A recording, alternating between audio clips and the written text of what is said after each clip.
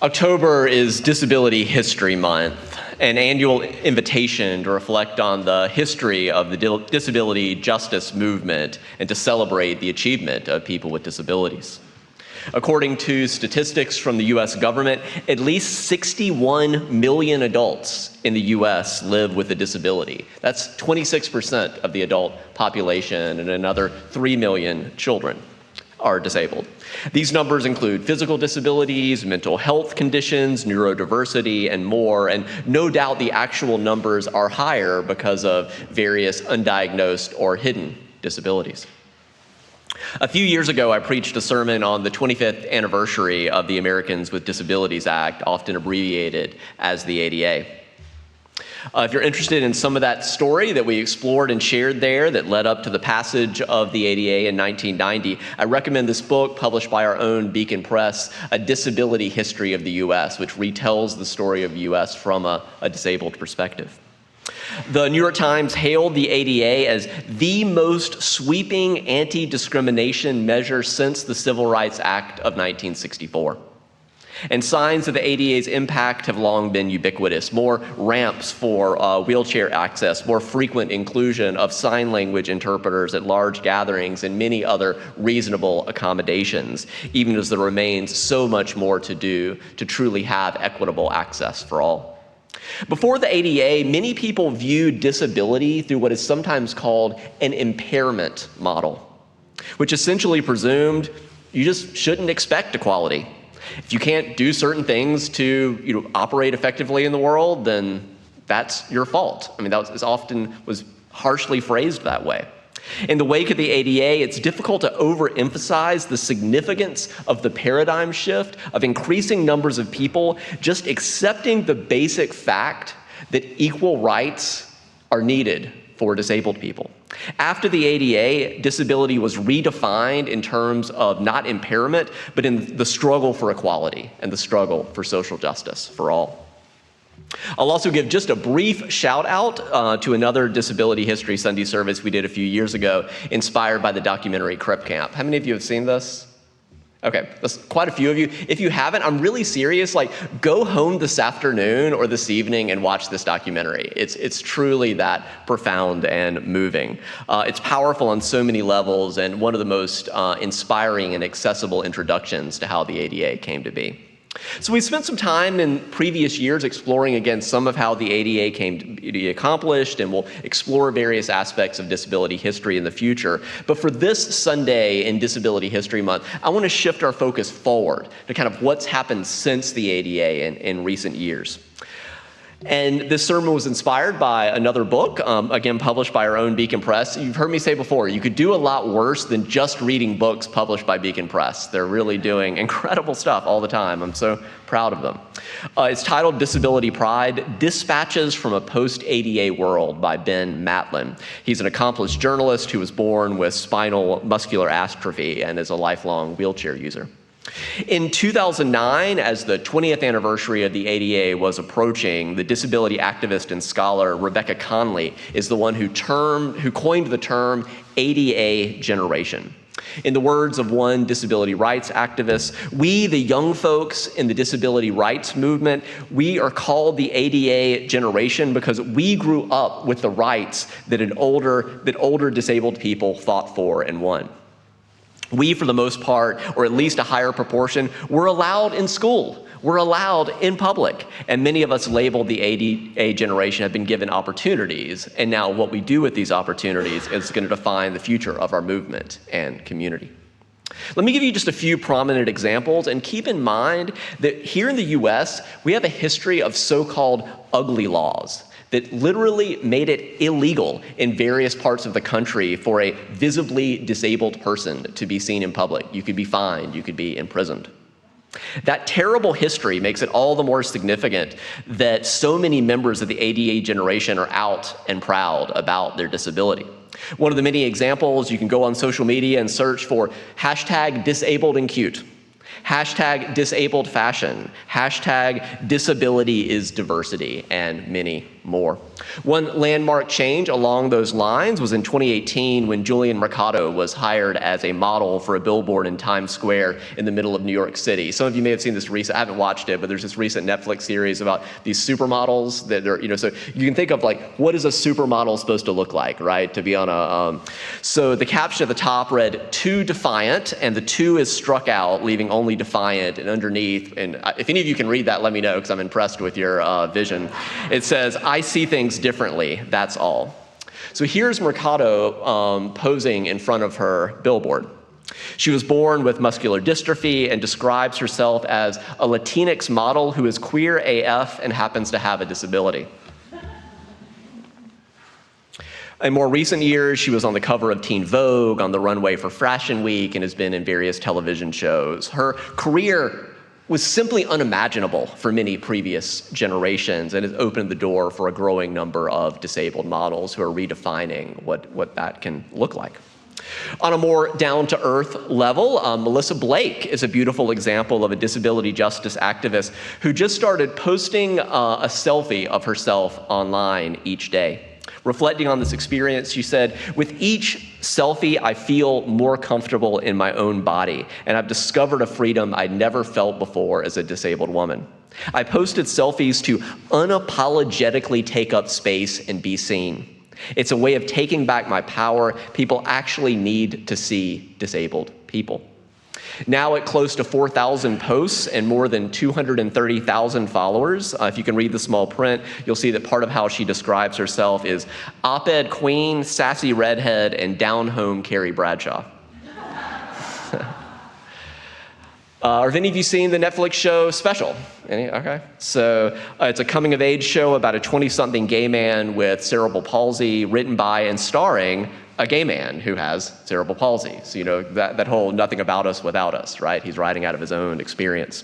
This show has been praised in particular for the way it is transparent about O'Connell's own wrestling with what is sometimes called internalized ableism, resulting from the social prejudices that he encounters. As a more personal anecdote, a few weeks before the pandemic hit, Megan and I just happened to be in New York City for the, hopefully we'll get back there again, but we had a chance to see the incredible revival of Oklahoma, featuring Ally Stoker, who's a paraplegic actor and singer. She later became the first wheelchair user to win a Tony.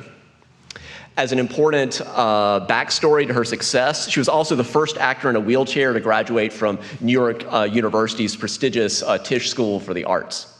As graduation approached, she and the program realized that one of the big things you do at the end of that program is your typecast. They tell you what your type is. And they realized that they didn't have a single type for anyone in a wheelchair. So they, of course, had to invent new types. But even more significantly, the program has now instituted several permanent changes to accommodate disabled students and to say, oh, there actually are types and ways that disabled folks can succeed in Hollywood. And with it's these sorts of systemic institutionalized changes to be more accessible that are the most significant changes we're seeing happening with the ADA generation.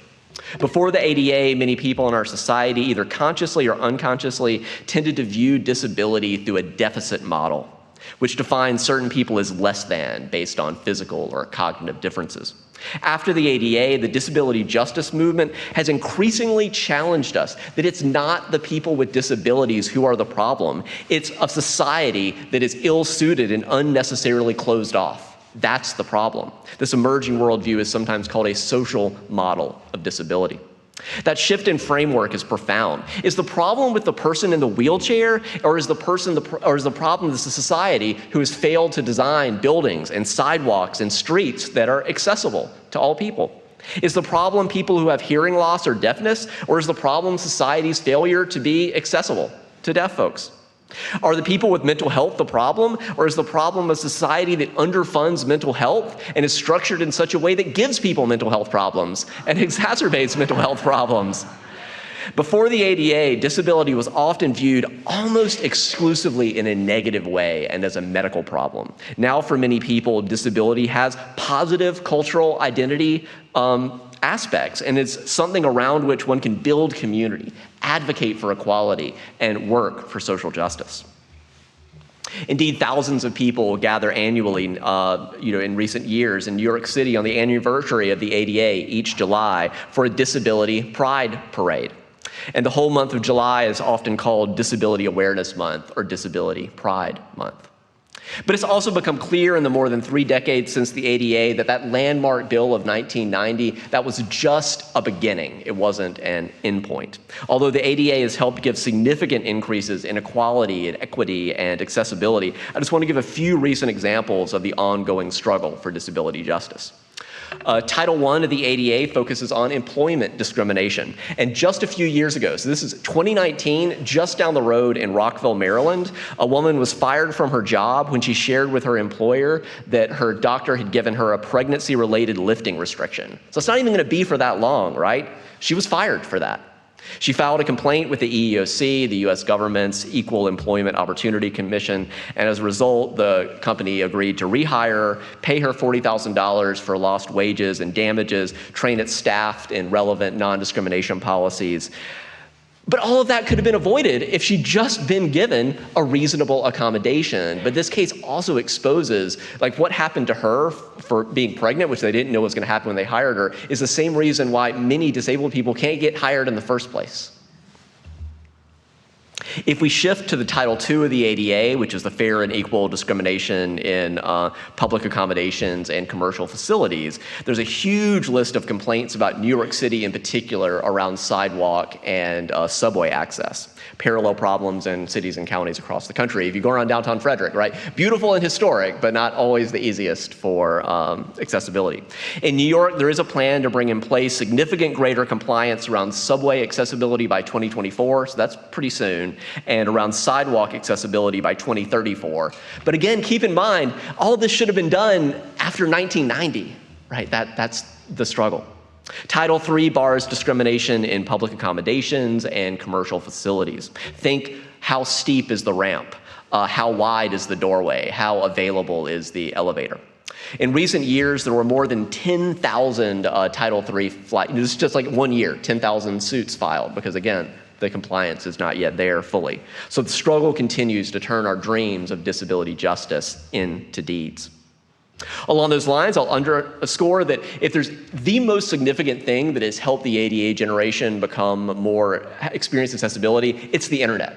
That's just been a huge change in organizing and accessibility, and in particular after the pandemic, live streaming and Zoom suddenly made things way more accessible for way more people. And here at UUCF, our ongoing commitment to live streaming our Sunday services is certainly the most important way we've become more accessible in recent years. And I'm very grateful to our team of AV volunteers, especially Bill Bromfield and Jude Euler, who help organize and coordinate it, making a huge difference.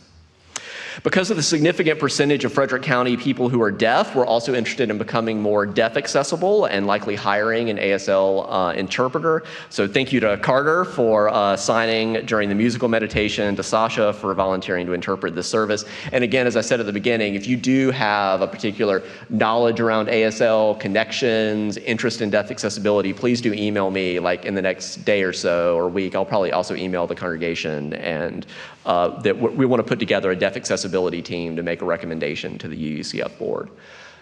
I'm assuming they're working on the slides. If this sermon, I prepared this lovely slide for you. No, it's fine. If this sermon leaves you curious to learn more, one good starting point is a book titled Disability Visibility, First-Person Stories. There we go, that's the slide. From the 21st century, edited by Alice Wong. The diverse perspectives in this collection, I think, are really good at emphasizing that disability is not monolithic. There's this whole spectrum of experiences and perspectives.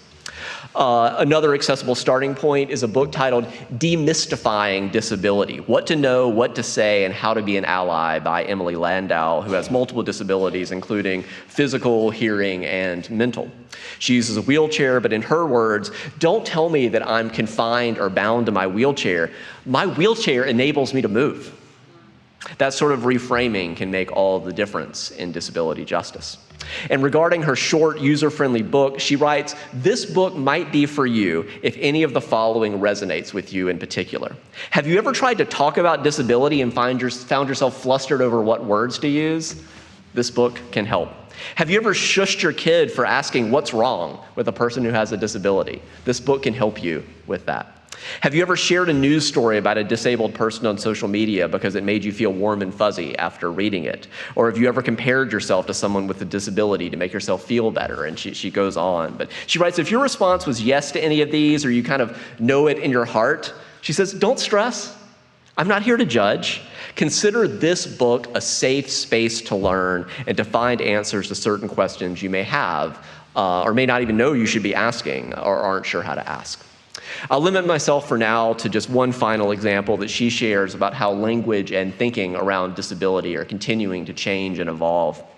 Some of you may have heard about person-first language, which was strongly emphasized for a while in disability justice circles. Person-first language, it does just that. It puts the word person first. Before any reference to disability is made. It's all about acknowledging the human beings who have disabilities. So in fact, people first, they're seen as people first, not just for their disability. So you might say person with a disability, person who has Down syndrome, person who uses a wheelchair. The logic here is, again, to center the person, not the disability. But more recently, many disability justice activists have said, no, we actually prefer, not everybody, different people have different preferences, we actually prefer identity-first language, which is all about acknowledging disability as a part of who I am as a person, is what you'll hear activists saying. So you might say disabled person, or blind person, or autistic person, in the same way you'd say black person, or Asian person. The identity is core to who they are. It isn't just a description or diagnosis, it's an identity that connects people to a culture, to a history, to a community. So it's sort of like the whole, don't be colorblind, right? Don't say, I don't see race. It's a similar thing. Don't say, like, I don't see disability. No, if you're not seeing the disability, for many people, you're missing a core part of who they are. So holding all this in our heart, as we prepare to sing our hymn, it's called Gather the Spirit. And notice when we say when we say gather, just holding your heart as we sing this song, is everyone really welcome? Is everyone really able to gather and attend? And just holding that as we work to become increasingly accessible and to widen our circle. Let's rise in body or spirit. Let's sing together hymn 347, Gather the Spirit.